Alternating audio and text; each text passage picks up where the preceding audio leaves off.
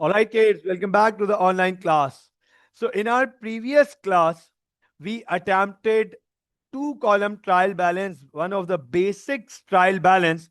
और हमने अपनी पिछली क्लास में क्वेश्चन 2, 3 और 4 के फाइनेंशियल स्टेटमेंट्स अटेम्प्ट किए थे. ओवर हियर हमारे पास क्वेश्चन नंबर 2, फिर हमने क्वेश्चन नंबर 3 और क्वेश्चन नंबर 4 के फाइनेंशियल स्टेटमेंट्स अटेम्प्ट किए थे. और मैंने ये आप लोगों को बता दिया था कि in our next class, that is today's class, हम आज की क्लास में सिंगल कॉलम ट्रायल बैलेंस को अंडरस्टैंड करेंगे कि sir what is this single column trial balance, क्या होता है ये single column trial balance, sir क्या डिफरेंस है इसमें और इससे पहले वाले ट्रायल बैलेंसेस में जो हमने क्वेश्चन 1, 2, 3, 4 में अटैम्प्ट किए थे. तो चलें स्टार्ट करते हैं your single column trial balance, understand करते हैं सिंगल कॉलम ट्रायल बैलेंस को. फोकस कीजिएगा. रिमेंबर मैंने आपसे लास्ट क्लास में 2 क्लासेस बैक एक बात बोली थी, बहुत इंपॉर्टेंट बात थी. वो ये थी कि सर आमतौर पे स्टूडेंट्स परेशान होते हैं इनकम स्टेटमेंट और एसओएफपी को लेकर कि किस तरीके से बनाएंगे इनकम स्टेटमेंट, कैसे बनाएंगे एसओएफपी, प्रॉब्लम है, ये कंसर्न्स हैं और इनकम स्टेटमेंट बनाना मुश्किल है. सर वैल्यू आती है नहीं आती, एसओएफपी बैलेंस होती है नहीं होती, कंसर्न्स रहते हैं स्टूडेंट्स को फाइनेंशियल स्टेटमेंट्स के रिगार्डिंग. लेकिन 2 क्लासेस बैक मैंने आपसे सबसे एक बात की थी कि भैया सबसे इंपॉर्टेंट चीज है ट्रायल बैलेंस और उसकी इंटरप्रिटेशन. आपको सबसे पहले तो ट्रायल बैलेंस को इंटरप्रेट करना आना चाहिए कि सर ये ट्रायल बैलेंस है क्या, ट्रायल बैलेंस बनता कैसे है, ट्रायल बैलेंस में जो वैल्यूज हैं वो हमें क्या बता रही हैं. आपको सबसे पहले ट्रायल बैलेंस की इंटरप्रिटेशन आनी चाहिए. Those students who knows the interpretation, how to interpret the trial balance, those who know how to interpret these values, ये क्या लिखी हैं, कैसे इंटरप्रेट करना है, इनको कैसे पढ़ना है, those who know, उनके लिए फाइनेंशियल स्टेटमेंट्स इतने मुश्किल नहीं होते. तो sir single column trial balance या 2 column trial balance doesn't makes any difference. आपको ट्रायल बैलेंस की इंटरप्रिटेशन आनी चाहिए, ये सबसे पहली चीज है. तो अब आपके सामने सिंगल कॉलम ट्रायल बैलेंस पे बात करने जा रहे हैं. नाम से ही पता चल रहा है हमें कि सर ये सिंगल कॉलम है, इसका मतलब इसमें एक ही कॉलम है, कोई डेबिट क्रेडिट के अलग अलग कॉलम नहीं है. डेबिट भी इधर ही है और क्रेडिट्स भी इधर ही है. all the debit values are here, all the credit values are here. अब आप अंडरस्टैंड कीजिएगा. हो सकता है आप में से जो स्टूडेंट साइंसेस बैकग्राउंड से आए हुए हैं उनके माइंड में एक सवाल हो. Those of you who are coming from sciences background, उनके माइंड में एक सवाल हो, सर हम 2 कॉलम भी पढ़ते हैं और हम सिंगल कॉलम भी पढ़ते हैं, तो सर रेलेवेंट कौन सा है और ट्रायल कौन ट्राइड टेस्टेड कौन सा है, टेस्ट कौन सा होता है. तो अंडरस्टैंड कीजिएगा दोनों ट्रायल बैलेंसेस रेलेवेंट हैं, 2 कॉलम भी सिंगल कॉलम भी. ज्यादातर सिंगल कॉलम टेस्ट होता है, ज्यादातर सिंगल कॉलम टेस्ट होता है, लेकिन कहीं पे ये नहीं लिखा कि सिर्फ single column trial balance test होगा. तो इस बात को अंडरस्टैंड कीजिएगा, ज्यादातर, मैंने कहा ज्यादातर single column trial balance test होता है, लेकिन ये बात कहीं नहीं लिखी कि सर सिर्फ single column trial balance test होगा. तो चलें 2 कॉलम के बाद अब सिंगल कॉलम ट्रायल बैलेंस पढ़ने की पे चलते हैं. नोट कीजिएगा, Chang is a sole trader. The following balances were extracted from his books on 30 September 2015. तो सर 30 सितंबर 2015 को चैंग की बुक्स में से ये बैलेंस एक्सट्रैक्ट किए जा रहे हैं, ये बैलेंसेस एक्सट्रैक्ट किए जा रहे हैं लेजर्स में से. रेवेन्यू हमने पढ़ा है, रेवेन्यू सेल्स होती है sir, credit sales revenue, right. Purchases, हमें रेवेन्यू के बारे में भी पता है, हमें परचेजेस के बारे में भी पता है. सिंगल कॉलम में हो या 2 कॉलम में हो कोई फर्क नहीं पड़ता, ये बहुत सिंपल सी बात है हमारे लिए. आगे देखिएगा रिटर्न्स आउटवर्ड्स. अब यहां पे रिटर्न आउटवर्ड लिखा हुआ है, लेकिन हमें पता है return outward is the alternative name of purchase return. ये बात हमें पता है, रिटर्न आउटवर्ड बाहर जा रहे हैं, इसका मतलब sir this is the alternative word of purchase return. तो सर परचेज रिटर्न भी हम पढ़ चुके हैं, कोई बड़ी बात नहीं है, कोई इंपॉर्टेंट कोई मुश्किल चीज नहीं है हमारे लिए। हमने क्वेश्चन नंबर 3 में परचेज रिटर्न देखे थे। हमने क्वेश्चन नंबर 3 में परचेज रिटर्न देखे थे, ये वही है परचेज रिटर्न, रिटर्न आउटवर्ड। इसके बाद नोट कीजिएगा, गौर से देखिएगा, सर हमारे पास इधर लिखा हुआ है वेजेस एंड सैलरीज। अच्छा आप मुझे बताएं, क्या लगता है what is wages and salaries? क्या है ये wages and salaries? What are wages and salaries? हमने वेजेस एंड सैलरीज के बारे में ही पढ़ा है। Sir they are expense, right? Sir they are expense. तो sir wages and salaries are expense, perfect, बिल्कुल ठीक है बेटा। So wages and salaries expense. अब तक सिंगल कॉलम ट्रायल बैलेंस में भी कोई अनहोनी बात नहीं हुई है, कोई अनोखी चीज नहीं हुई है। तो अंडरस्टैंड कीजिएगा, मोटर व्हीकल एक्सपेंसेस। सर ये तो नाम से चीख चीख के बता रहा है कि मैं एक्सपेंस हूं। ये तो नाम से चीख चीख के बता रहा है कि मैं एक्सपेंस हूं। उसके बाद कमीशन रिसीवेबल। अच्छा अब आप नोट करें, फोकस कीजिएगा, इस पे मैं आपके साथ बात करूंगा। एक बड़ी इंपॉर्टेंट चीज है कमीशन रिसीवेबल, समझिएगा मेरी बात को। सर वैसे देखा जाए तो नाम से तो ये लग रहा है कि मिलना बाकी है। अंडरस्टैंड कीजिएगा इस बात को, कमीशन रिसीवेबल, नाम से तो ये लग रहा है कि रिसीव होना बाकी है, रिसीवेबल। लेकिन पॉइंट ये है कि ट्रायल बैलेंस में दी हुई है the value 12,500 is there in the trial balance. ये वैल्यू ट्रायल बैलेंस में मौजूद है। और मैंने आप लोगों को 2 क्लासेस बैक, जब मैं क्वेश्चन 1 करा रहा था आप लोगों को 2 क्लासेस बैक, तो मैंने आप लोगों को उस वक्त ये बात बताई थी कि those values which appears in trial balance, those values which appear in trial balance, जो वैल्यूज ट्रायल बैलेंस में आ रही होती हैं, they are already recorded, they are already recorded. और रिकॉर्डेड का मतलब है कि वो ट्रांजैक्शन हो चुकी है।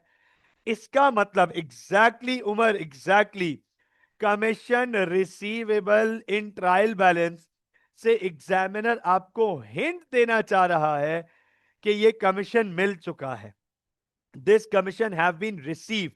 अच्छा अब बताओ, कमीशन जब मिल रहा है तो एक्सपेंस हुआ या इनकम हुआ? बताएं जरा, कमीशन जब हमें मिल रहा है तो बताओ एक्सपेंस हुआ या इनकम हुआ? Very good Umar, very good Alina, very good Mariam, बिल्कुल ठीक युसरा, बिल्कुल ठीक अहमर, बिल्कुल ठीक हमजा। तो अंडरस्टैंड कीजिएगा, सर कमीशन हमारी इनकम है इस सवाल, in this question commission is our income. अब रिसीवेबल से परेशान नहीं हो जाना, बजाहिर लिटरल मीनिंग तो रिसीवेबल के हैं, मिलना बाकी है, येट टू बी रिसीव्ड। बजाहिर रिसीवेबल का मतलब यह है, लेकिन यहां जब ट्रायल बैलेंस में लिखा हुआ है, इसका मतलब है मिल गया, मिल चुका है। अब आप देखो ना, मतलब मुझे अक्सर मुझे मुझे ये शिकायत है एग्जामिनर से कि यार इसको कमीशन रिसीव्ड लिख दो। कोई बुराई तो नहीं है ना भाई? कोई कोई कोई कोई बुराई तो नहीं है ना, कमीशन रिसीव्ड लिख दो। चलो इनकम नहीं लिख रहे, बहुत क्लियर हो जाएगा, वाज़ेह हो जाएगा। रिसीवेबल का क्या मतलब है तो अंडरस्टैंड कर लेना, receivable represents that commission have been received in the trial balance. आगे चलते हैं, रेंट लिखा हुआ है, रेंट। अच्छा अब आप मुझे ये बताओ, अंडरस्टैंड करना, फोकस करना, कल तक मैं आपको यह समझा रहा था कि रेंट अगर डेबिट साइड पे लिखा है तो एक्सपेंस है, और अगर क्रेडिट साइड पे लिखा है तो इनकम है। ओनली टिल यस्टरडे मैं कल तक आपको यह बता रहा था कि सर रेंट अगर डेबिट साइड पे लिखा है तो एक्सपेंस है, क्रेडिट साइड पे लिखा है तो इनकम है। कोई ज्यादा दूर जाने की जरूरत नहीं है, ये नोट कर लीजिएगा, रेंट क्योंकि यहां इस सवाल में क्रेडिट साइड पे था तो इनकम, और क्योंकि रेंट इससे पहले वाले क्वेश्चंस में डेबिट साइड पे था तो एक्सपेंस। सर यहां तो सिंगल कॉलम है, यहां तो सिंगल कॉलम है, सर ये तो सिंगल कॉलम है। How how how we would identify, ये हम कैसे आइडेंटिफाई करेंगे? तो अंडरस्टैंड कीजिएगा, रेंट अगर सादा सादा लिखा हुआ है, बिल्कुल सादा सादा लिखा हुआ है, और रेंट के साथ कुछ भी नहीं लिखा हुआ, तो ये बाय डिफॉल्ट एक्सपेंस है। अगर रेंट के साथ कुछ भी नहीं लिखा हुआ, if there is nothing extraordinary mentioned with rent, nothing extra mentioned with rent, तो ये रेंट एक्सपेंस है। अब सवाल आता है स्टूडेंट्स का कि सर अगर ये इनकम लिखा हुआ होता, अगर ये इनकम बना रहा होता एग्जामिनर, ये भी तो एक्सपेंस है, लेकिन अगर इसकी जगह सर ये इनकम होता, तो कैसे पता चलता, हमें क्या लिखा हुआ होता? नोट कीजिएगा, मेरी बात फोकस कीजिएगा। दो तरीकों से एग्जामिनर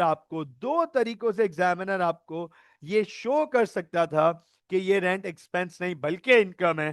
पहला, यहां पर एग्जामिनर रेंट के साथ ये रिसीवेबल लिख देता, तो वही बात हो जाती जो ऊपर कमीशन के साथ हुई है, रेंट रिसीवेबल। रेंट रिसीवेबल तो पता चल जाता कि अच्छा रेंट भी मिल रहा है, और मिल गया है, मिल चुका है, तभी ट्रायल बैलेंस में लिखा है, तो ये इनकम। एक तरीका ये होता, एक तरीका ये होता, और एग्जामिनर ये भी कर सकता था कि सिर्फ रेंट लिखा हुआ है, सिर्फ रेंट लिखा हुआ है, या 15,000 के साथ क्रेडिट लिख देता, या 15,000 के साथ क्रेडिट लिख देता, तो आपको पता चल जाता कि अच्छा रेंट की वैल्यू क्रेडिट पर है, इसका मतलब इनकम। रेंट की वैल्यू क्रेडिट पर है, इसका मतलब इनकम। तो देखो, अभी ना क्रेडिट लिखा हुआ है ना रिसीवेबल लिखा हुआ है, तो रेंट इस केस में एक्सपेंस है। मुझे बताएं, क्या ये बात समझ आ गई? अहमद, अलीना, आमना, फातिमा, हमजा, मरियम, उमर, सईद, युसरा, जारा, गाइस ये बात समझ आ गई? ये बात समझ आ गई? मुश्किल नहीं है, बहुत सिंपल सी बात है ये। परफेक्ट, चलो आगे चलते हैं, आगे चलते हैं। सर रेंट के बाद बैंक लोन। अच्छा, अब आप नोट कर लें, अब आप गौर से देखें, अब तक पिछले 4 सवालों में, जो हमने अपनी पिछली 2 क्लासेस में 4 सवाल किए हैं, क्वेश्चन 1, 2, 3 एंड 4, उनमें कोई नॉन करंट लाइबिलिटी नहीं थी, किसी सवाल में कोई नॉन करंट लाइबिलिटी नहीं थी। आप नोट करें, इस सवाल में नॉन करंट लाइबिलिटी आ गई।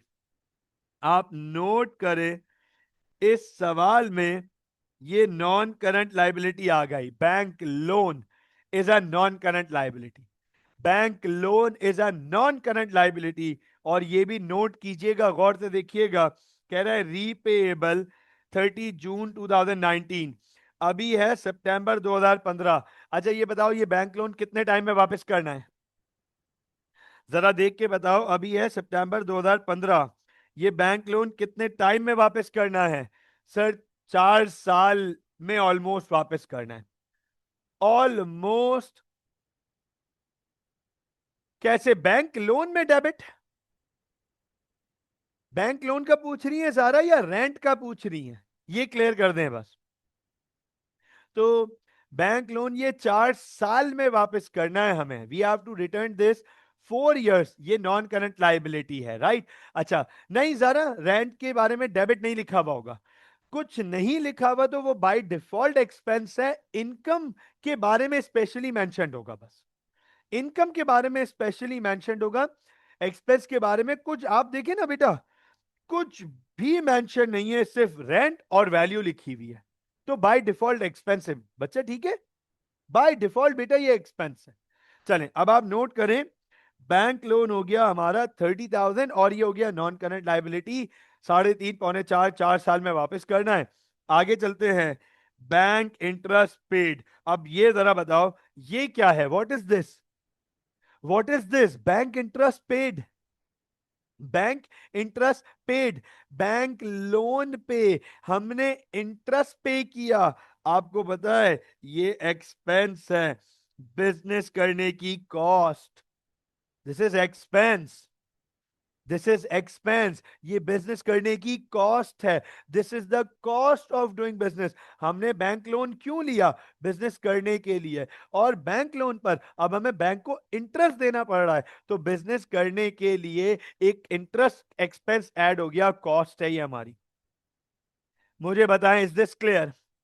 क्या ये बात समझ आ गई? Bank interest is the expense, bank interest is the expense. ये क्यों एक्सपेंस है? क्योंकि बैंक लोन हमने लिया बिजनेस करने के लिए, तो बिजनेस करने के लिए लोन ले रहे हैं, उस पे इंटरेस्ट पे करना पड़ रहा है, ये बिजनेस की कॉस्ट है, ये बिजनेस की कॉस्ट है। Is this clear? Yes please. Ahmed, Mariam, Saeed, Hamza, clear है यहां तक? ऑलराइट, आगे चलते हैं, नोट कीजिएगा, आगे चलते हैं। Then we have inventory at 1 October 2014। अच्छा, अब आप नोट करें, अब आप नोट करें, कितना मासूम एग्जामिनर है। यहां पूरी इन्वेंट्री के बारे में बता रहा है, लिख के बता रहा है कि ये इन्वेंट्री 1 अक्टूबर 2014 की है। अभी सितंबर 15 है, ये 1 अक्टूबर 2014 की है। खुद बता रहे हैं कि ये ओपनिंग इन्वेंट्री है, हमें कुछ भी नहीं करना पड़ा, खुद बता रहे हैं कि ये ओपनिंग इन्वेंट्री है। उसके बाद heat and light, other operating expenses, heat and light भी एक्सपेंस है, अदर ऑपरेटिंग एक्सपेंस भी एक्सपेंस है, अंडरस्टैंड कीजिएगा। उसके बाद कैश एंड बैंक। अच्छा, अब आप देखो, इन्होंने मिला के लिखा है, कैश एंड बैंक कंबाइन करके लिखा है। मुझे ये बताओ, क्या बैंक ओवरड्राफ्ट हो सकता है? क्या बैंक ओवरड्राफ्ट हो सकता है? क्या बैंक करंट लाइबिलिटी हो सकता है? क्या बैंक करंट लाइबिलिटी हो सकता है? मैं इस केस का नहीं पूछ रहा, क्या बैंक करंट लाइबिलिटी हो सकता है? क्या बैंक आम टाइम में, आम दिनों में ओवरड्राफ्ट हो सकता है? Yes sir. सर कैसे पता चलेगा कि बैंक एसेट है या लाइबिलिटी है? क्योंकि आपने तो बताया था डेबिट पर हो तो एसेट है, क्रेडिट पर हो तो करंट लाइबिलिटी है। क्या परेशान होना ही नहीं है? आप देखो 19,500 के साथ डेबिट लिखा हुआ है, आपको पता है 19,500 के साथ डेबिट लिखा है। अगर ये बैंक ओवरड्राफ्ट होता तो यहाँ क्रेडिट लिखा हुआ होता डेबिट की जगह। बिल्कुल उमर, यही बात बता रहा हूं बेटा, बिल्कुल यही बात, कि अगर ये ओवरड्राफ्ट होता तो यहाँ डेबिट की जगह क्रेडिट लिखा हुआ होता, आपको पता चल जाता ये ओवरड्राफ्ट है। उसके बाद ट्रेड पेबल्स, हमें पता है ये तो करंट लाइबिलिटी है, हमें तो पता है ये करंट लाइबिलिटी है। ट्रेड रिसीवेबल्स, ये पता है हमें करंट एसेट है। कैपिटल ड्राइंग्स, अच्छा ये बात मैंने आपको पहले भी बता दी थी, मैं आज फिर से बता देता हूं। चाहे सिंगल कॉलम ट्रायल बैलेंस हो या टू कॉलम ट्रायल बैलेंस हो, चाहे ओवरड्राफ्ट एक्सपेंस नहीं होगा अहमद, ओवरड्राफ्ट करंट लाइबिलिटी होगा बेटा, उधार है हमारे ऊपर, वापस करना है हमें। ठीक है अहमद, ओवरड्राफ्ट हमारा एक्सपेंस नहीं होगा, बल्कि ओवरड्राफ्ट हमारी करंट लायबिलिटी होगी, हमें वापस करना है, उधार है हमारे ऊपर। अच्छा, ये बात मैं आप लोगों को पहले भी बता चुका हूं, आज फिर रिपीट कर रहा हूं। The drawings which appears in the trial balance, whether it be single column trial balance or two column trial balance, doesn't makes any difference, कोई फर्क नहीं पड़ता, सिंगल कॉलम हो या टू कॉलम हो। जो ड्राइंग्स ट्रायल बैलेंस में आ रही हैं उन्हें कहते हैं ऑलरेडी रिकॉर्डेड ड्राइंग्स, वो ऑलरेडी रिकॉर्डेड है हमारे पास। अब सर एंड में मोटर व्हीकल्स ब्रैकेट में कॉस्ट लिखा हुआ है, फिक्सचर एंड फिटिंग्स ब्रैकेट में कॉस्ट लिखा हुआ है। ये बात आप लोगों को पहले भी बता दिया कि सर जहां कॉस्ट लिखा हुआ होता है वो नॉन करंट एसेट्स होते हैं, they are non current assets, they are non current assets, right, they are non current assets. तो अब आप मुझे ये बता दो, ये बता दो, क्या सिंगल कॉलम ट्रायल बैलेंस में कोई परेशानी हुई? आप मुझे ये बताएं, क्या सिंगल कॉलम ट्रायल बैलेंस में कोई परेशानी हुई? क्या सिंगल कॉलम ट्रायल बैलेंस कोई अनहोनी चीज है? क्या इट इज एलियन? क्या it is something beyond the world? नहीं सर, कुछ भी नहीं है, कुछ भी नहीं है, बस आपको इंटरप्रिटेशन आनी चाहिए, दिस इज इंपॉर्टेंट।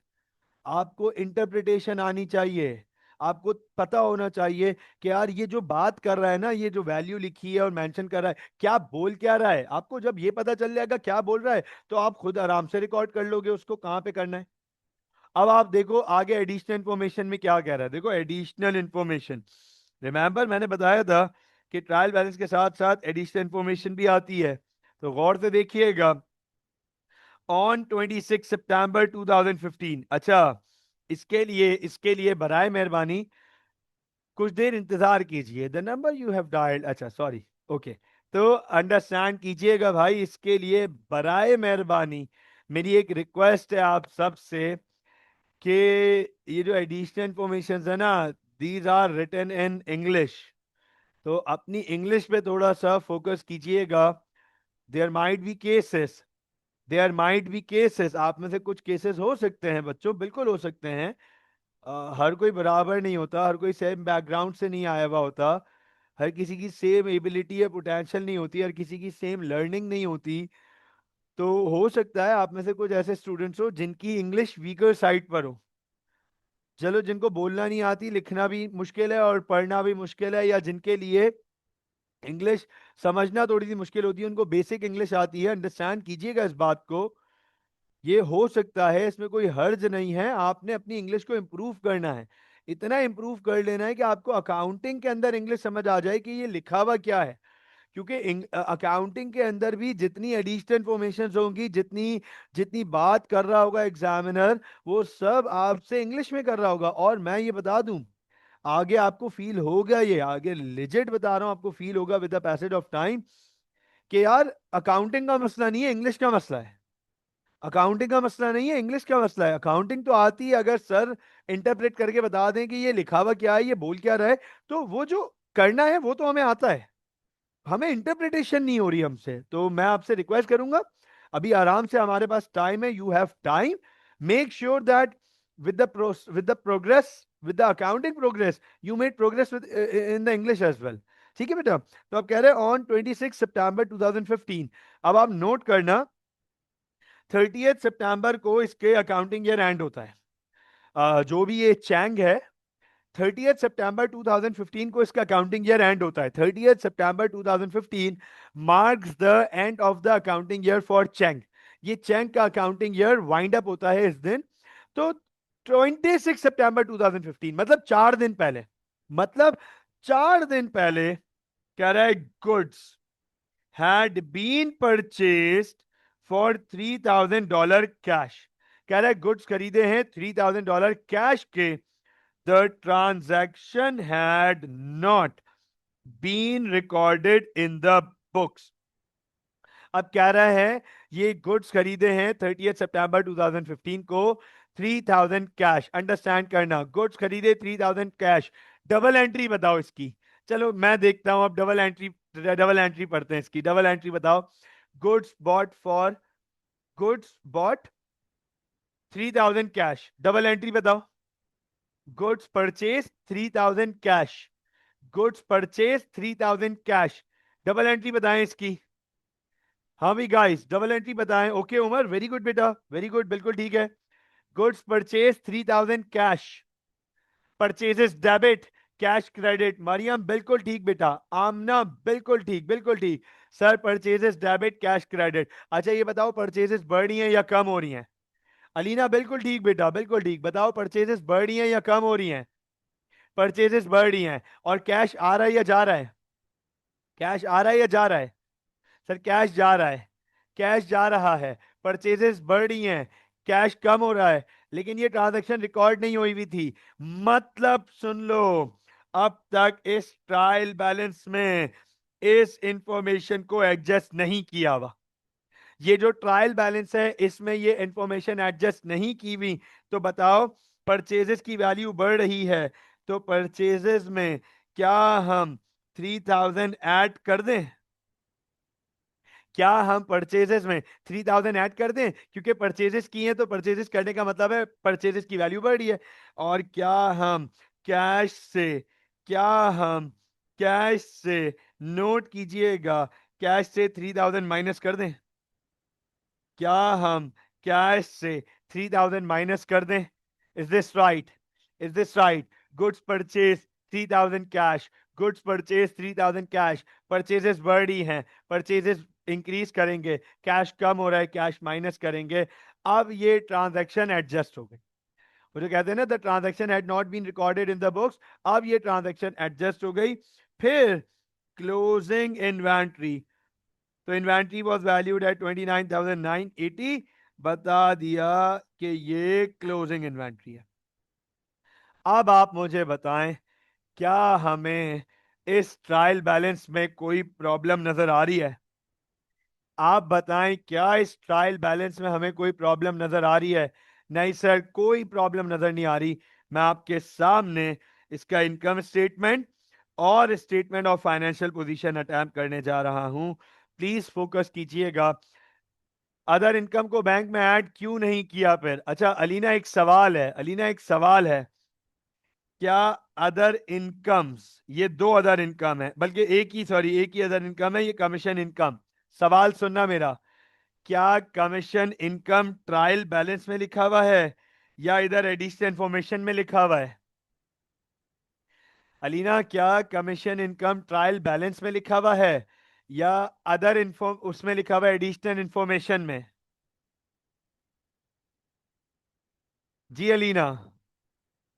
अलीना बेटा, क्या कमीशन रिसीवेबल ऊपर ट्रायल बैलेंस में मेंशन हुआ हुआ है या नीचे एडिशनल इंफॉर्मेशन में? ऊपर, ऊपर ट्रायल बैलेंस में लिखा हुआ है, राइट? ऊपर ट्रायल बैलेंस में लिखा हुआ है, राइट? तो ऊपर ट्रायल बैलेंस का मतलब यह है कि वो ऑलरेडी हमारी बुक्स में रिकॉर्ड हुआ हुआ है, उसका अकाउंट बन चुका है, उसमें ये वैल्यू ऑलरेडी रिकॉर्ड हो चुकी है। इसका मतलब बैंक में ऑलरेडी ये ऐड हुआ हुआ है। ठीक है मेरा बेटा, बैंक में ये ऑलरेडी ऐड हुआ हुआ है। मतलब बैंक में भी ऐड हुआ हुआ है और कमीशन के इनकम में भी रिकॉर्ड हुआ हुआ है। अगर मिसाल के तौर पे देखो, अलीना ने सवाल पूछा और वो सवाल वैलिड है, सबके लिए बेहतरीन सवाल है। उसने पूछा सर, जैसे अभी आपने ये परचेजेस में से कैश माइनस, परचेजेस की वजह से कैश माइनस कराया, तो सर आपने अदर इनकम में क्यों बैंक में ऐड नहीं किया? क्योंकि वो अदर इनकम जो कमीशन की है वो ट्रायल बैलेंस में लिखी हुई है। इसका मतलब वो ऑलरेडी मिल चुकी है, रिकॉर्डेड है। अगर ये यहां लिखी हुई होती, मिसाल के तौर पे यहां पर अगर लिखी हुई होती कुछ इस तरीके से, अगर लेट सपोज कुछ इस तरीके से लिखा हुआ होता, during the year Chang received a cheque of 10,000 against commission but not recorded in the books। तो अब अंडरस्टैंड कीजिएगा गाइस, ये एडिशनल इंफॉर्मेशन में लिखा हुआ है। इसका मतलब ये अभी तक हमारी बुक्स में रिकॉर्ड नहीं हुआ हुआ। तो अलीना, इस केस में हम इसे कमीशन इनकम में भी ऐड करते और बैंक में भी ऐड करते। अब बात समझ आ गई सबको? अहमद, अलीना, आमना, Fatima, Hamza, Maryam, Umar, Saeed, Umar, Uman, Zara. Guys, is this clear? ये वाली बात समझ आ गई? I hope that this sums things very much clearly now. Perfect, perfect. चलें, तो मैं अब इसको यहां से वाइंड अप करता हूं। ऑल राइट, फोकस कीजिएगा। अब हमारे पास सर, अब हमसे एग्जाम में कह रहा है इनकम स्टेटमेंट बनाओ और एसएफपी बनाओ। तो कोई परेशानी वाली बात नहीं है, हम जल्दी से आईएस, इस सवाल की आईएस और एसओएफपी अटैम्प्ट करते हैं।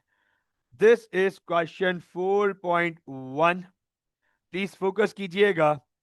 This is question 4.1। Chang income statement. ये लीजिए बेटा, अब हमें 4.1 में चैंग की इनकम स्टेटमेंट बनानी है। ये बात आपको और मुझे, हम सबको पता है। टू कॉलम बनती है। सबसे पहले आएगा रेवेन्यू, सबसे पहले आएगा रेवेन्यू। प्लीज गौर से देखिएगा सर, सबसे पहले हमारे पास रेवेन्यू आएगा, right? Just a minute. Okay, सबसे पहले हमारे पास रेवेन्यू आएगा। ओके, तो रेवेन्यू है हमारे पास इस सवाल में, रेवेन्यू हमारे पास इस सवाल में 315,000, 315,000 रेवेन्यू में से लेस करेंगे कॉस्ट ऑफ सेल्स। नोट कीजिएगा, तो सर कॉस्ट ऑफ सेल्स में सबसे पहले आएगा opening inventory.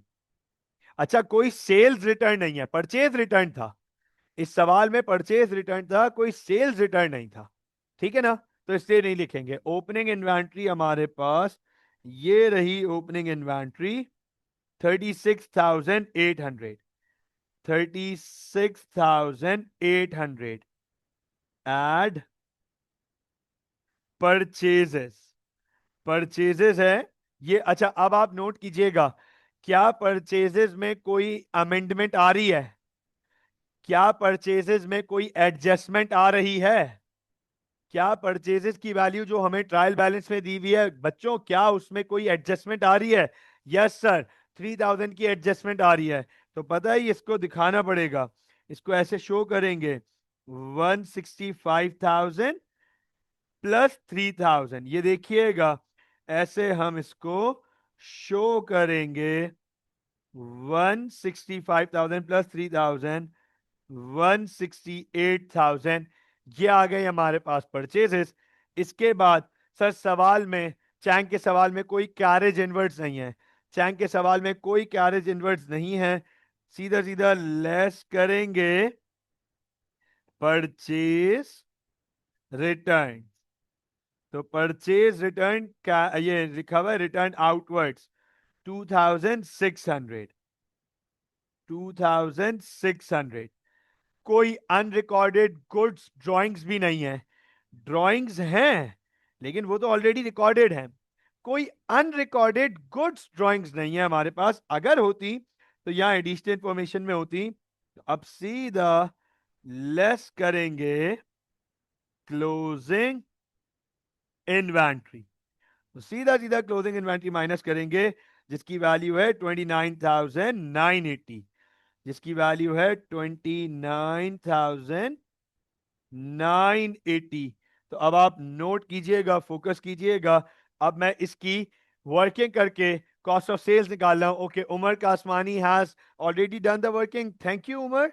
172 220, 172 220 is the cost of sales. तो ग्रॉस प्रॉफिट आ गया हमारे पास। ओके उमर, थैंक यू बेटा वंस अगेन। 142 780, ये आ गया हमारे पास ग्रॉस प्रॉफिट। ठीक है guys, this is the gross profit, ये आ गया हमारे पास ग्रॉस प्रॉफिट। अब सर अब आगे क्या करना है? अब हमारे पास एक इनकम है, एक ही इनकम है, there is only one income and that is commission receivable. इसके अलावा कोई और इनकम सवाल में है नहीं। तो अब आप नोट कीजिएगा, मैं आपको पिछले सवाल से कंपैरिजन दिखा रहा हूं। मैं आपको क्वेश्चन 4 और क्वेश्चन 4.1 में एक कंपैरिजन दिखा रहा हूं, नोट कीजिएगा। पिछले सवाल में हमारे पास दो इनकम थी, पिछले सवाल में हमारे पास दो इनकम थी, एक डिस्काउंट रिसीव और दूसरा रेंट इनकम। इस सवाल में हमारे पास एक ही इनकम है। तो पिछले सवाल में मैंने यहां जीपी के बाद बाकायदा हेडिंग लिखी थी, एड अदर इनकम। दो इनकम थी, यहां एक ही इनकम है ना, तो मैं हेडिंग नहीं लिखूंगा। I won't be writing the heading and wasting time in that, I won't be writing the heading and wasting my time energy effort in that. मैं सीधा सीधा लिखूंगा एड कमीशन इनकम। ये लीजिए, कमीशन इनकम 12,500, 12,500। तो अब आप नोट कीजिएगा, हमारे पास नेट इनकम आ गई 155,280। अब हम लेस करेंगे expenses. Umar, I hope that these values are right. I'm not cross checking them. I'm not cross checking them. I hope that these values are right. I believe on you. I believe in you. I hope that these values are right. बाकी लोग भी अगर calculation कर लेंगे ना, हमजा, मरियम, फातिमा, अलीना, आमना, Said, Zara, अगर आप लोग भी, मरियम, अगर आप लोग भी, अमर, अगर आप लोग भी कैलकुलेशंस कर लोगे तो अच्छा है, वैल्यू सामने आएंगी। सेकंड थर्ड ओपिनियन बनाने में मुश्किल नहीं होगा। चलें अब एक्सपेंसेस की बात करते हैं। बताओ मैंने आप लोगों को एक्सपेंसेस के लिए क्या रिकमेंड किया है? बताएं मैंने आप लोगों को एक्सपेंसेस के लिए क्या रिकमेंड किया है? What have I recommended? Sir top to bottom, top to bottom आ जाए सर, टॉप टू बॉटम, ऊपर से लेके नीचे तक सारे एक्सपेंस ढूंढते हैं, राइट? चलें, सबसे पहला एक्सपेंस है वेजेस एंड सैलरीज, 34,800, 34,800। सबसे पहला एक्सपेंस है वेजेस एंड सैलरीज। ठीक हो गया? वेजेस एंड सैलरीज के बाद हमारा अगला एक्सपेंस है motor vehicle expense, 17,200, 17,200, that is our motor vehicle expense. Motor vehicle expense के बाद we have rent, 15,000, we have rent 15,000, rent 15,000, 15,000 के बाद bank interest expense 1,200, bank interest, bank पर लोन था, उस लोन पर इंटरेस्ट आ गया 1,200, राइट? 1,200 नोट कीजिएगा सर। इसके बाद heat and light 6,500, 6,500 heat and light. Heat and light के बाद other operating expense 7,100, heat and light के बाद अदर ऑपरेटिंग 7,100। सर इसके बाद कोई एक्सपेंस नहीं है, that is it, that is it. इसके बाद कोई एक्सपेंस नहीं है। अब हमारे पास कोई एक्सपेंस नहीं है। अब हम एक्सपेंसेस को टोटल कर लेते हैं। तो the total is 81,800। All right, thank you Umar. 81,800। तो प्रॉफिट कितना आया? What is the profit? Profit कितना आया? 73,480। Sir this is the profit for the year. ये लीजिए गाइस, ये लीजिए बच्चों, ये आ गया हमारा profit for the year. So I hope that this is very clear to you now. बिल्कुल क्लियर होगा। आप देखो पिछली क्लासेस में भी इनकम स्टेटमेंट बनाई ना, 2 कॉलम से या सिंगल कॉलम से इनकम स्टेटमेंट बना ली, कोई परेशानी नहीं हुई, कोई मुश्किल नहीं हुई। आखिरी काम करते हैं, statement of financial position attempt करते हैं। तो नोट कीजिएगा, अटेम्प्टिंग स्टेटमेंट ऑफ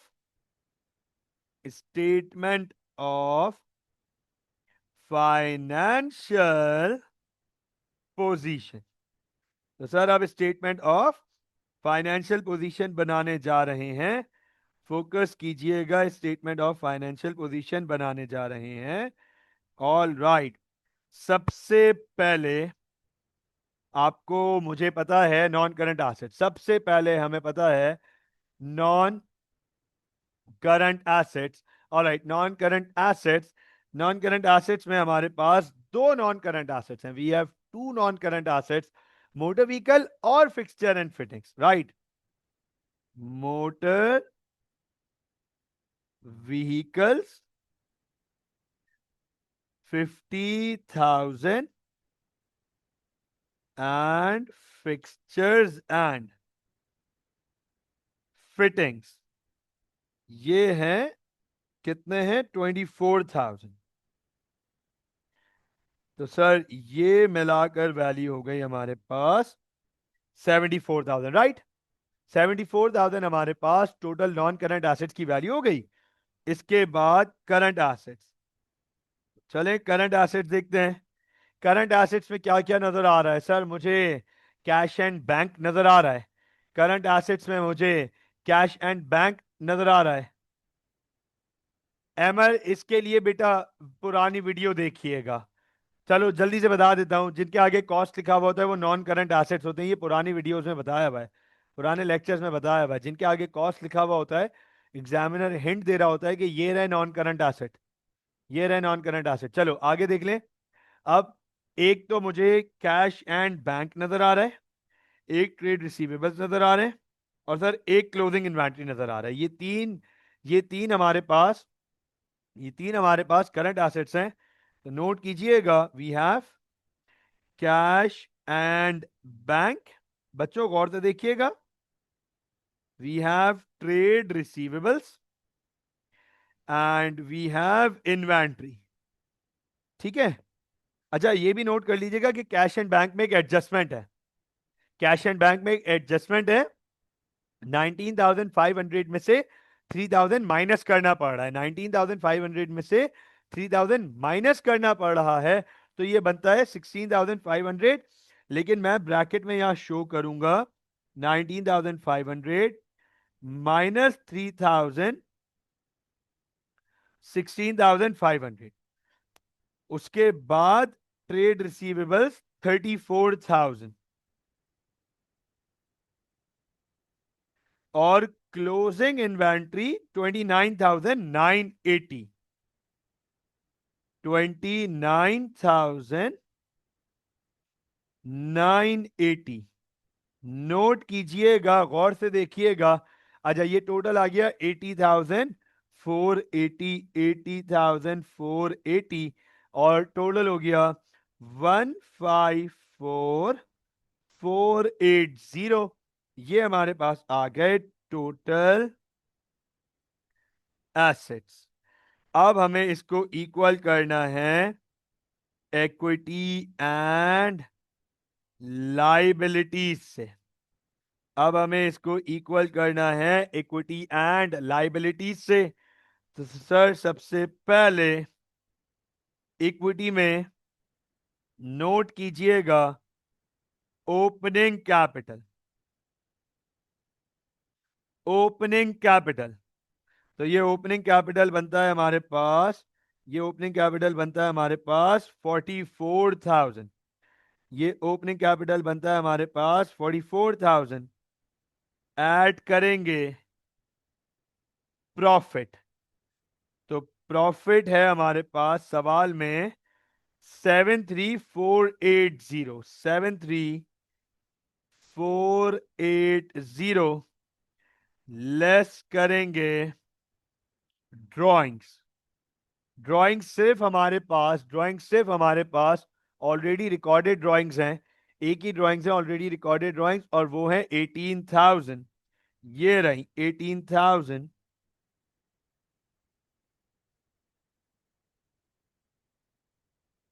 तो अब हमारे पास 44,000, ओके 99,480, 99,480 ये क्लोजिंग इक्विटी आ गई, क्लोजिंग कैपिटल। उसके बाद सर नॉन करंट लाइबिलिटी है इस सवाल में। सर इस सवाल में हमारे पास नॉन करंट लाइबिलिटी है, और वो है बैंक लोन। ये है बैंक लोन, ये रहा बैंक लोन 30,000 का, 30,000 की नॉन करंट लाइबिलिटी। और सर इसके बाद एक ही करंट लाइबिलिटी है, only one current liability, that is trade payable. एक ही करंट लाइबिलिटी है, ट्रेड पेबल्स 25,000, 25,000। अब इसको जरा टोटल कर दें, इसको जरा टोटल कर दें, 154480।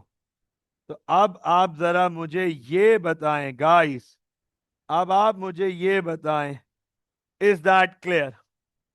हो गया balance? Thank you Umar for the assistance बेटा, काफी हद तक वैल्यूज आपने बता दी, तो मुझे कैलकुलेटर उठा के टाइम नहीं स्पेंड करना पड़ा। अब आप गौर से देखें, नोट कीजिएगा। सर जैसे 4.1 हमारे पास सिंगल कॉलम में है, आप नोट करो 4.2 भी हमारे पास सिंगल कॉलम में है। अच्छा इसमें इंफॉर्मेशन ज्यादा है, 4.2 में हमारे पास इंफॉर्मेशन ज्यादा है, we have much greater information. तो 4.2 का मैं सिर्फ सवाल पढ़ूंगा, जो जो चीजें बताने वाली है वो आपको बताऊंगा। अटेम्प्ट आप इसे होमवर्क के लिए करेंगे। I am explaining you the question. मैं आपको 4.2 का क्वेश्चन एक्सप्लेन करने जा रहा हूं। फोकस कीजिएगा। क्वेश्चन 4.2 बड़ा सवाल है, हैवी सवाल है। It comprises of many much details. इसमें काफी डिटेल्स हैं, तो फोकस कीजिएगा। Fench is a sole trader. The following balances were extracted from the books on 30 September 2019. फैंज एक सोल ट्रेडर है, ये बैलेंसेस मिल रहे हैं 30 सितंबर 2019 को। Non current assets at cost. अब देखो, इधर उसने बकायदा बता दिया, क्लियरली बता दिया कि non current assets at cost. MR अगर ये नॉन करंट एसेट्स नहीं भी लिखता ना, और लैंड एंड बिल्डिंग के साथ लिखता कॉस्ट, मोटर व्हीकल के साथ लिखता कॉस्ट, फिक्सचर एंड फिटिंग्स के साथ लिखता कॉस्ट, तो पता चल जाता ये नॉन करंट एसेट्स ही हैं। तो 3 नॉन करंट एसेट्स हैं, इन पे कोई प्रॉब्लम नहीं है, ये पहले हम बहुत पढ़ चुके हैं। मैं इन पे बात नहीं कर रहा, मैं इन पे ज्यादा बात नहीं कर रहा। फिर जस्ट अ मिनट, ओके। उसके बाद रेवेन्यू, परचेजेस। अच्छा, रिटर्न इनवर्ड्स आप नोट करो। Return inwards, sales return. Sales return भी है इस सवाल में। अच्छा, कैरेज ऑफ गुड्स। अब नोट करो, गौर से देखो, बताओ ये कौन सा कैरेज है? ये कैरेज इनवर्ड्स है या कैरेज आउटवर्ड्स है? लिखा हुआ है कैरेज ऑफ गुड्स। दो टाइप के कैरेज होते हैं, दो टाइप के कैरेज होते हैं, एक इनवर्ड होता है, एक आउटवर्ड होता है। हाँ भाई, Saeed, Zara, Maryam, Hamza, what do you guys think? Fatima, Amna, what do you guys think? ये कैरेज ऑफ गुड्स क्या है? ये इनवर्ड है या आउटवर्ड है? What do you guys think? ये कैरेज इनवर्ड्स है या आउटवर्ड्स है? सुन लीजिएगा मेरी बात बहुत गौर से। सर ये दोनों है, ये दोनों है, इनवर्ड और आउटवर्ड मिलाकर, इनवर्ड एंड आउटवर्ड मिलाकर। अब आप बोलो सर ये कैसी बात कर दी, हमें तो कैरेज इनवर्ड्स और आउटवर्ड्स को अलग अलग लिखना होता है। नहीं नहीं नहीं, जरूरी नहीं है अहमर, ये गुड्स आ भी रहे हैं और जा भी रहे हैं। उसने आपको कहा बोला कि ये सिर्फ गुड्स आ रहे हैं? कहा लिखा है कि सिर्फ गुड्स आ रहे हैं? ये कैरेज लिखा है उसने, कैरेज का मतलब ट्रांसपोर्टेशन। तो अब नहीं नहीं नहीं, अब सुन लो भाई, वो रिटर्न इनवर्ड्स हैं। उमर कासमानी, वो रिटर्न इनवर्ड्स हैं, ऊपर कैरेज इनवर्ड्स नहीं है जो आप माइनस कर रहे हो। अब आप लोग मुझे ये जरा बताएं, अहमर, आमना, फातिमा, हमजा, मरियम, उमर, साइद, जारा, बच्चों मुझे जरा ये बताएं कि टोटल ट्रांसपोर्टेशन कॉस्ट कितनी है? What is the total transportation cost? What is the total carriage? What is the total carriage? What is the total carriage in this question? What is the total carriage in this question? Sir, total carriage in this question, ये देख लीजिएगा, total carriage in this question is $9,000, right? Which includes inwards and outwards both। इस 9,000 में, इस 9,000 में inwards भी है और आउटवर्ड्स भी है। अब आप लोगों को परेशानी ये होनी चाहिए कि सर इनवर्ड्स को हम कॉस्ट ऑफ सेल्स में लिखते हैं, आउटवर्ड्स को हम एक्सपेंस में लिखते हैं, ये 9,000 कैसे लिखेंगे? तो भाई परेशान होने वाली बात नहीं है। ये देखें, ये एग्जामिनर ने यहां पे इंफॉर्मेशन नंबर 2 में हमें कुछ बताया हुआ है। कहता है carriage of goods included $2,700 for carriage on purchases. Carriage on purchases का मतलब क्या है? For carriage on purchases, carriage on purchases, इसका मतलब गुड्स खरीदे हैं, इसका मतलब गुड्स खरीदे हैं और उस पर कैरेज लग रहा है, तो क्या हम इसे कैरेज इनवर्ट्स कहेंगे? बोलो भाई। हाँ जी बताएं। क्या हम इसे क्या हम इसे कैरेज इनवर्ट्स कहेंगे, है ना? तो अब कैरेज इनवर्ट्स कितना है? कैरेज इनवर्ट्स जल्दी से देख के बताओ, कैरेज इनवर्ट्स कितना है? How much is carriage inverts? Sir carriage inverts is 2700। तो बताओ रिमेनिंग अमाउंट कैरेज आउटवर्ड्स बन जाएगी। बताओ अब 9000 में से अगर 2700 इनवर्ड्स हैं, तो क्या 6300 रिमेनिंग अमाउंट आउटवर्ड्स बन जाएगी? Yes sir, yes sir. तो ये है हमारे पास कैरेज से रिगार्डिंग। अच्छा अब आप देखो, ये नई चीज सीखने को मिली ना, ये पिछले 5 सवालों में नहीं थी। ये पिछले 5 सवालों में नहीं थी। मैं आपको ये गारंटी बता दूं, ये बात लिख लो बच्चों, लिख लो, दिमाग में बिठा लो। हर अगला सवाल आपको पिछले सवाल के मुकाबले कुछ नया सिखाएगा। You can not ignore any question of the activity. कोई एक सवाल भी इग्नोर नहीं कर सकते। हर अगला सवाल पिछले सवाल के मुकाबले आपको कुछ नया सिखा रहा होगा, कुछ एक्स्ट्रा सिखा रहा होगा। और यही चीज तो सब जब मिलकर एक सवाल में आ जाएंगी, वही तो पास्ट पेपर होता है। ये हम स्टेप बाय स्टेप सीख रहे हैं, छोटे छोटे स्टेप्स में सीख रहे हैं, बेबी स्टेप्स में सीख रहे हैं, है ना? छोटे छोटे स्टेप्स लेके सीख रहे हैं हम, लिटिल लिटिल स्टेप्स लेके सीख रहे हैं, राइट? ठीक है। तो अब जब वो सारे ये सारे छोटे छोटे स्टेप्स मिलकर जब एक बड़ा सवाल बन जाता है, वो पास पेपर का सवाल बन जाता है, तो कोई परेशानी नहीं होगी उस वक्त। आगे चलते हैं। अब नोट कीजिएगा, कह रहा है वेजेस एंड सैलरीज, हमने पढ़ा हुआ ये एक्सपेंस है। मोटर व्हीकल एक्सपेंसेस एक्सपेंस है। इंश्योरेंस एक्सपेंस एक्सपेंस है। अच्छा ये बताओ ये क्या लिखा है? सर लिखा है रेंट रिसीवेबल। ये लिखा है रेंट रिसीवेबल। रिसीवेबल का मतलब है इनकम। ये लो यहां लिख दिया। सर ये इनकम है, सिंपल अल्फाज, कोई no no no second opinion. Income, rent income, rent income.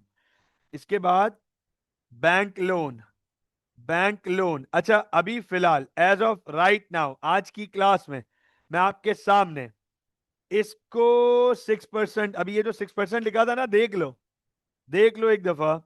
ये जो 6% यहां लिखा हुआ है ओवर हेयर, हाँ जी, जारा, साइद, उमर, मरियम, हमजा, फातिमा, आमना, अहमद, ये जो 6% लिखा है ना बच्चों, मैं फिलहाल इसको आज की क्लास में हटा रहा हूं।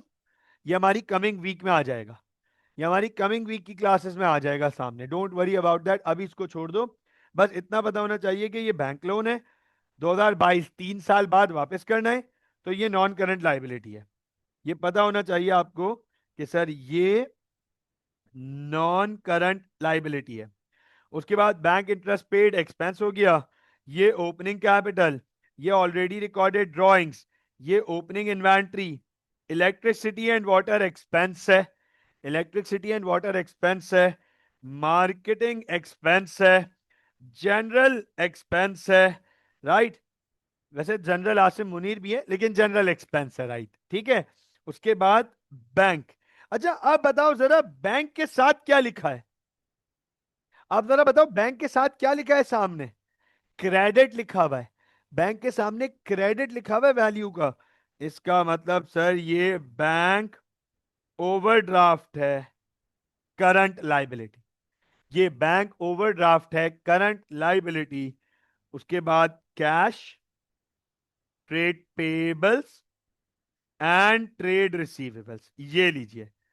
तो sir bank, cash, trade payables, trade receivables, बाकी सारी चीजें हमने पढ़ी हुई हैं। बस अब एडिशनल इंफॉर्मेशन में कुछ लिखा हुआ है, वो पढ़ लेते हैं।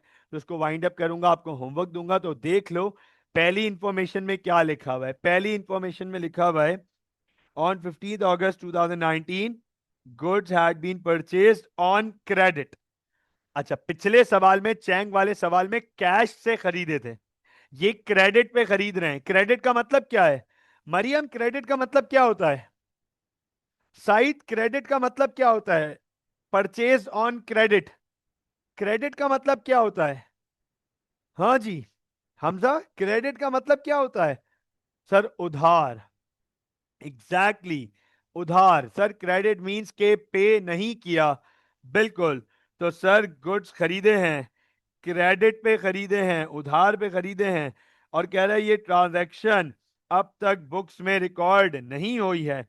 ये ट्रांजैक्शन अब तक बुक्स में रिकॉर्ड नहीं हुई है। तो गुड्स खरीदे हैं, परचेजेस बढ़ रही है या कम हो रही हैं? गुड्स खरीदे हैं तो परचेजेस की वैल्यू बढ़ रही है या कम हो रही है? सर परचेजेस की वैल्यू बढ़ रही है। तो परचेजेस में ये रहे परचेजेस 135,000, इसमें 1950 ऐड करेंगे, 1950 ऐड करेंगे, और ये रहे ट्रेड पेबल्स, इसमें 1950 ऐड करेंगे। उधार भी बढ़ रहा है हमारा, उधार भी बढ़ रहा है हमारा। तो आप नोट कीजिएगा, हमारी परचेजेस भी बढ़ रही हैं, हमारे ट्रेड पेबल्स भी बढ़ रहे हैं। ये हो गई एंट्री नंबर 1, इंफॉर्मेशन नंबर 1 की वर्किंग। ठीक हो गया? ठीक हो गया? यहां तक कोई परेशानी तो नहीं? इसके बाद ये क्लोजिंग इन्वेंट्री आ गई हमारे पास। This is the closing inventory. ये हमारे पास क्लोजिंग इन्वेंट्री हो गई। आखिरी नंबर 4th इंफॉर्मेशन देख लो। नंबर 4th इंफॉर्मेशन बड़ी क्रिटिकल है। कह रहा है a new motor vehicle costing $16,000 was purchased on 19 सितंबर 2019। अच्छा ये बताओ, एक नई मोटर व्हीकल खरीद रहे हैं 19 सितंबर को, अभी 30th सितंबर है, मतलब 11 दिन पहले खरीदी है मोटर व्हीकल, 11 दिन पहले खरीदी है। कह रहे payment was made by cheque, no entries had been made in the books. अच्छा अब ये बताओ, मोटर व्हीकल खरीदी है, मोटर व्हीकल खरीदी है, तो बताओ मोटर व्हीकल आ रही है या मोटर व्हीकल जा रही है? बताओ मोटर व्हीकल बिजनेस में आ रही है या जा रही है? आ रही है। एसेट की वैल्यू, एसेट की वैल्यू बढ़ रही है। तो सीधा सीधा जाकर मोटर व्हीकल्स में ये रहा 30,000, ये रहा मोटर व्हीकल्स 30,000। मैं जरा इसको नीचे उतार लेता हूं यहां पर, ये लो। तो मोटर व्हीकल 30,000, इसमें 16,000 ऐड कर देंगे, इसमें 16,000 ऐड कर देंगे। ठीक हो गया? नोट कीजिएगा, गौर से देखिएगा, मोटर व्हीकल खरीदी है। अच्छा बताओ ये मोटर व्हीकल जो खरीदी है उसकी सोर्स क्या थी? Source, what was the source? What was the source? Bank. Very good, bank. Payment was made by cheque. Very good guys, very good. Bank. अच्छा ये बताओ बैंक में पैसे आ रहे हैं या बैंक से पैसे जा रहे हैं? बताओ बैंक में पैसे आ रहे हैं या बैंक से पैसे जा रहे हैं? मुझे इतना सवाल के जवाब दें, बैंक में पैसे आ रहे हैं या बैंक से पैसे जा रहे हैं? सर बैंक से जा रहे हैं, बैंक से पैसे जा रहे हैं। ये बताओ, ये बताओ, बैंक तो वैसे ही ओवरड्राफ्ट हुआ हुआ है, बैंक तो वैसे ही ओवरड्राफ्ट हुआ हुआ है, तो इसका मतलब बैंक से पैसे और जा रहे हैं। तो बताओ ओवरड्राफ्ट और बढ़ेगा या कम होगा? बैंक तो पहले से ही नेगेटिव है, बैंक तो पहले से ही नेगेटिव है, और पैसे जा रहे हैं, तो सर ओवरड्राफ्ट और बढ़ जाएगा। हम 16,000 यहां ऐड कर देंगे। ये लीजिए गाइस, ये लीजिए गाइस। तो ये आपका ट्रायल बैलेंस और ये आपकी 4 इंफॉर्मेशन डन हो गई। मुझे बताएं, इज दैट क्लियर?